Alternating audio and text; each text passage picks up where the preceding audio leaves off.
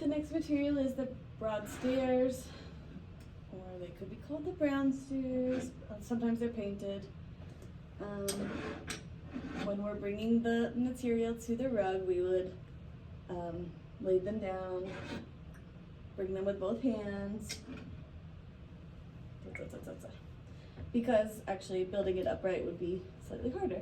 So what we're going to do is just order them from thickest to thinnest. So something I've mentioned is that when you are doing these presentations with children, you would ask them, can you please get a work rug out so that I could show you something? Come and sit with them, quietly show them where the material is, because they should be able to get it out later on their own and put it away on their own.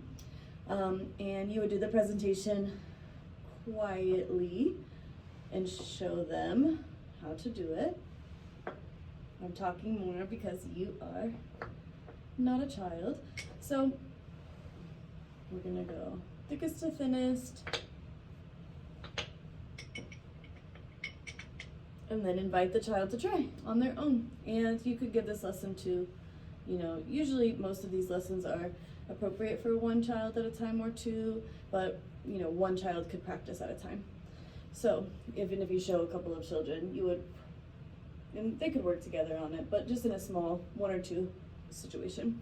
So they're gonna notice the length is the same, and it's just the thickness of the prisms that differs. Later on, they could build them upright too. But now, of course, there's just a little bit more of, stability, especially with these smaller ones. You need to stabilize them in order to build it clearly. These tall, skinny ones are harder. So this is a fun extension if it's really super easy for some children.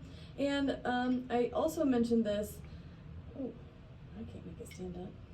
This one is tricky. So I mentioned that we would be very quiet with our first presentation with this. As you have the opportunity, or depending on the readiness of the child, then you start to introduce the terminology here. So thickest, thinnest, using those words. You could play a game with them to introduce the vocabulary, a 3-period lesson game, where you say, point to the thickest, point to the thinnest, which one is the thickest, which one is the thinnest.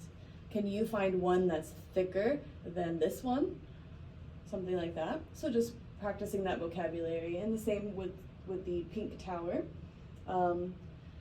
as far as largest and smallest. And with the red rods, you can introduce the vocabulary, shortest, longest, longer.